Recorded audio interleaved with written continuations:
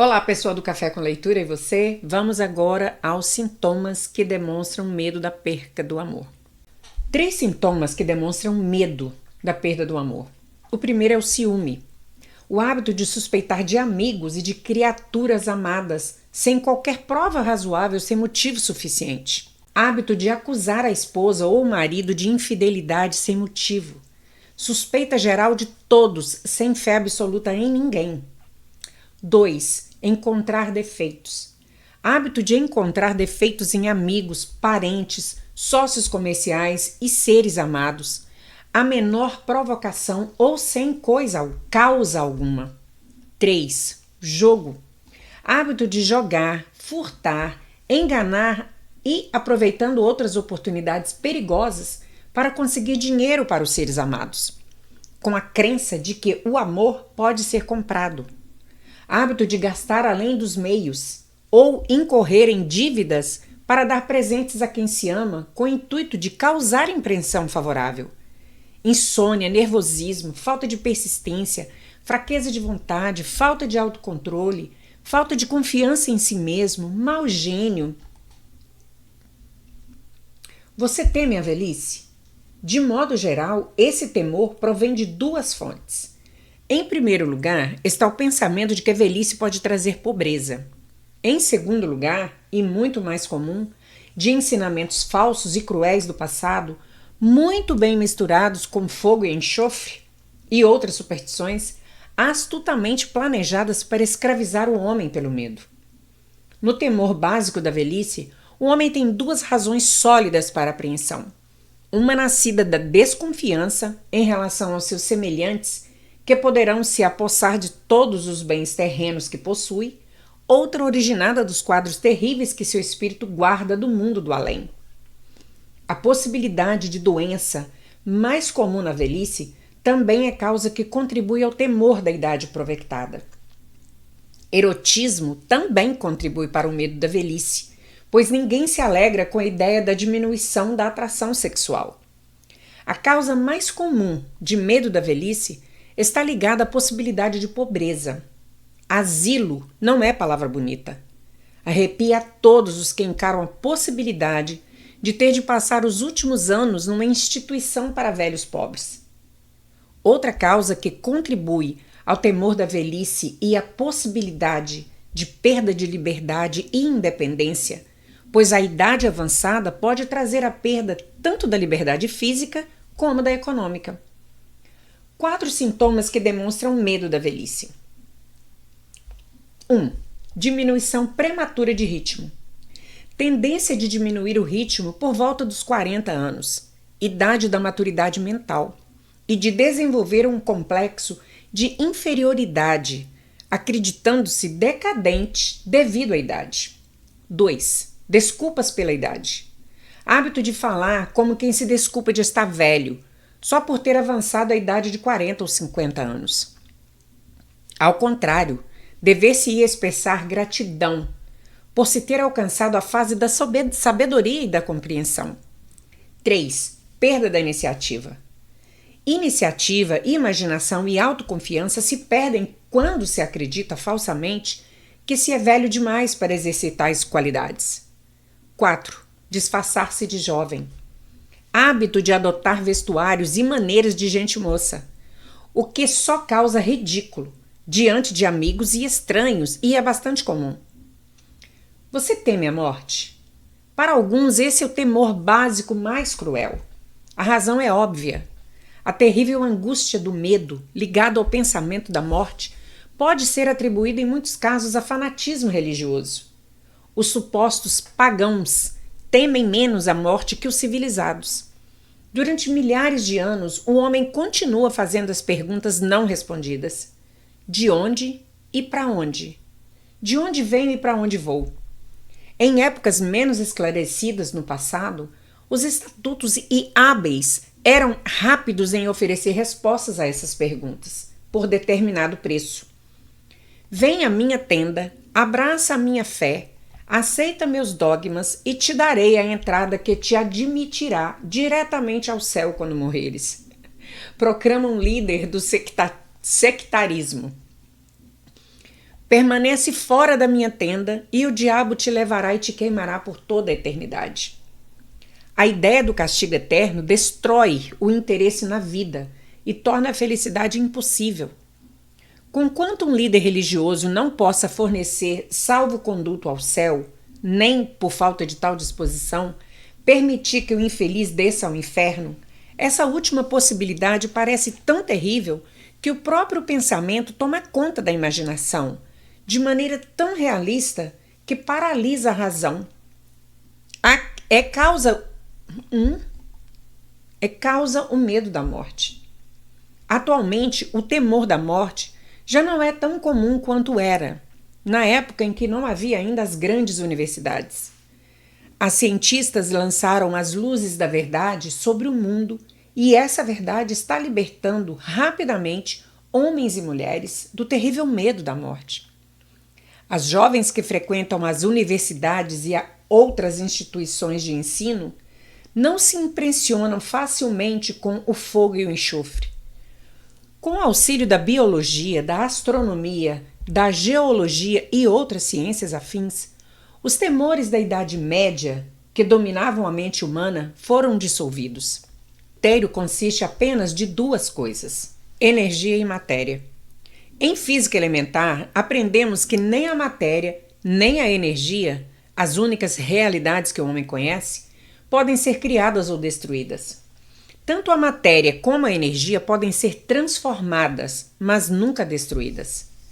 A vida é energia, não há dúvida nenhuma. Se nem energia nem matéria podem ser destruídas, é claro que a vida não pode ser destruída. Como outras formas de energia, pode passar por vários processos de transição ou transformação, mas não pode ser destruída. A morte é mera transição. Se a morte não for mera transformação ou transição, então nada mais vem depois dela senão um sono longo, eterno, tranquilo, e o sono não deve ser temido. Assim você poderá eliminar para sempre o medo da morte. 3 sintomas que demonstram o medo da morte. O primeiro, pensar em morrer. Hábito que prevalece entre os idosos, embora os mais jovens se preocupem muitas vezes com a morte em vez de aproveitar a vida ao máximo. Isso se deve frequentemente à falta de propósito ou à inabilidade de encontrar, talvez graças à falta de propósito, uma profissão adequada. O maior remédio para o medo da morte é o desejo ardente de realização, baseado em serviços úteis aos outros. A pessoa ocupada não pensa em morrer. 2. Associação com medo da pobreza. Pode-se temer o assalto da pobreza na própria vida ou que a morte cause pobreza aos seres amados. 3. Associação com doença ou desequilíbrio. Doença física pode levar à depressão mental. Decepção no amor, fanatismo religioso, estado grave de neurose ou insanidade, mesmos também são as causas do medo da morte. Preocupação é medo. A preocupação é um estado de espírito baseado no medo. Age com lentidão, mas persistentemente. É insidiosa e sutil. Passo a passo, ela se infiltra até paralisar a faculdade de raciocínio, destruindo a autoconfiança e a iniciativa. Preocupação é uma forma de medo admitido, causado pela indecisão. Portanto, é um estado de espírito controlável. Mente alterada é mente inútil. A indecisão altera a mente. A maioria das pessoas não possui o poder de chegar às decisões com rapidez, sustentando-as depois de tornadas. Condições não nos preocupam, uma vez alcançada a decisão de seguir uma linha de ação definida. Certa vez, entrevistei um homem que seria eletrocutado dali a 2 horas. O condenado era o mais calmo dos 8 prisioneiros que com ele estavam na cela da morte. Sua calma fez com que ele perguntasse o que sentia, sabendo que entraria na eternidade dali a pouco. Com um sorriso de confiança respondeu: "Sinto-me otimamente. Imagine só, companheiro. Minhas preocupações logo terminarão. Só tive preocupações em toda a minha vida. Sempre foi difícil conseguir alimento e vestuário. Logo mais não precisarei dessas coisas. Sinto-me bem desde que soube, com certeza, que deveria morrer. Resolvi então aceitar o destino com bom humor. Enquanto falava, devorava um jantar de proporções suficientes para 3 homens, comendo cada porção que lhe traziam e aparentemente apreciando-as como se nada fatal o aguardasse. A decisão lhe trouxe resignação ao seu destino. A decisão pôde também impedir a aceitação de circunstâncias indesejáveis. Os 6 temores básicos se traduzem no estado de preocupação através da indecisão.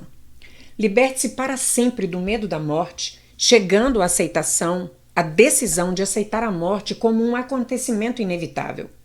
Vença o medo da pobreza, chegando à decisão de se conformar com qualquer riqueza que possa acumular sem preocupações. Pise com força no medo da crítica, alcançando a decisão de não se preocupar com o que os outros possam pensar, fazer ou dizer.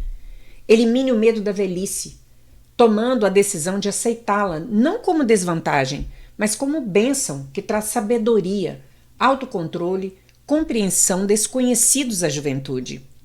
Isente-se do medo das doenças com a decisão de esquecer os sintomas. Domine o medo da perda de amor, chegando à decisão de viver sem amor, se isso for necessário. Mate o hábito de preocupação, sob todos os aspectos, tomando a decisão geral, coletiva, de que nada que a vida tem a oferecer vale o preço da preocupação. Com essa decisão virá o equilíbrio, paz de espírito e a tranquilidade de pensamento que traz a felicidade. O homem cuja mente está cheia de medo não só destrói suas próprias oportunidades de ação inteligente, como transmite essas vibrações destrutivas às mentes do que entram em contato com ele, destruindo-lhes ainda as oportunidades. Até o cachorro e o cavalo sabem quando falta coragem ao dono. Captarão as vibrações de medo emitidas pelo dono, comportando-se de acordo.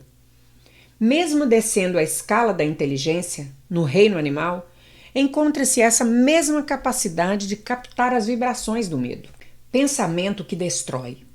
As vibrações de medo passam de uma mente a outra com a mesma rapidez e segurança com que o som da voz humana passa da estação transmissora ao aparelho receptor de rádio. A pessoa que exprime em palavras pensamentos negativos e destrutivos é quase certo que experimente os resultados de suas palavras em forma de retribuição destrutiva. A liberação de impulsos de pensamentos destrutivos, sem auxílio de palavras, também produz retribuição de vários modos. Em primeiro lugar, e talvez o mais importante de ser lembrado, é que a pessoa que libera pensamentos de natureza destrutiva deve sofrer danos através do aniquilamento da faculdade da imaginação criadora. Em segundo lugar, a presença de qualquer emoção destrutiva na mente desenvolve uma personalidade negativa, que repele as pessoas, convertendo-as frequentemente em inimigas. A terceira fonte de danos à pessoa que alimenta ou libera pensamentos negativos jaz nesse fato significativo. Os impulsos de pensamento não só são prejudiciais a outros, como também se infiltram no subconsciente da pessoa que os libera, tornando-se parte de seu caráter. O que você procura na vida, presumivelmente, é alcançar sucesso. Para ser bem-sucedido, é preciso encontrar paz de espírito, satisfazer as necessidades materiais da vida e, acima de tudo, atingir a felicidade. Todas essas evidências de sucesso começam em forma de impulsos de pensamento. Você pode controlar a mente, ter o poder de fornecer-lhe os impulsos de pensamento que escolher. Com esse privilégio, vai também a responsabilidade de usá-lo de maneira construtiva. Você é o senhor de seu destino terreno, do mesmo modo que possui o poder de controlar seu ambiente, tornando sua vida o que deseja que ela seja, ou pode deixar de exercer o privilégio que lhe pertence de fazer sua vida de encomenda, jogando-se assim ao alto mar das circunstâncias, onde será balançado para lá e para cá, qual casquinha nas ondas do oceano. Você é suscetível demais? Somado aos 6 temores básicos, existe outro mal de que sofrem as pessoas. Constitui solo rico em que as sementes do fracasso crescem com abundância. É tão sutil que sua presença muitas vezes nem é notada. Essa atribulação não pode ser chamada com propriedade de temor. Está mais arraigada e é mais frequentemente fatal que todos os 6 temores juntos. Chamemos o mal de suscetibilidade a influências negativas. Homens que acumulam grandes riquezas sempre se protegem contra o mal. Os indigentes nunca o fazem. Os que obtêm êxito em qualquer profissão devem preparar a mente para resistir ao mal. Se você está estudando esta filosofia com o intuito de acumular riquezas, examine-se com cuidado para determinar se é suscetível a influências negativas. Se negligenciar essa autoanálise, perderá o direito de alcançar o objetivo de seus desejos. Faça uma análise perscrutadora. Depois de ler as perguntas preparadas para a autoanálise, abstenha-se a um balanço escrito nas respostas. Enfrente a tarefa com o mesmo cuidado com que vasculharia a presença de outro inimigo que o estivesse esperando numa armadilha e saiba lidar com as suas próprias falhas, como faria com um inimigo mais tangível. Você pode facilmente se proteger contra assaltantes de estrada, porque a lei fornece cooperação organizada a seu favor. Mas esse 7º mal básico é mais difícil de dominar, porque o ataca quando você nem lhe percebe a presença, enquanto você dorme e enquanto está desperto. A arma que usa é intangível, porque consiste apenas de um estado de espírito. O mal também é perigoso, porque ataca em tantas formas quantas são as experiências humanas. Às vezes penetra a mente pelas palavras bem intencionadas dos próprios parentes. Outras vezes vem de dentro pela própria atitude mental de cada um. É sempre mortal como o veneno, embora não mate com tanta rapidez. Proteja-se. Para proteger-se contra influências negativas, sejam de sua própria criação ou de resultado de atividades de pessoas negativas que o cercam, reconheça que possui força de vontade, colocando-o em uso constante até formar um muro de imunidade contra influências de sua mente.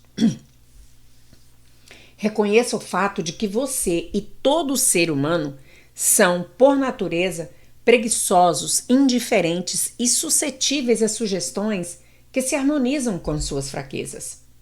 Reconheça que você é suscetível, por natureza, aos 6 temores básicos, adquirindo hábitos que combatam tais temores.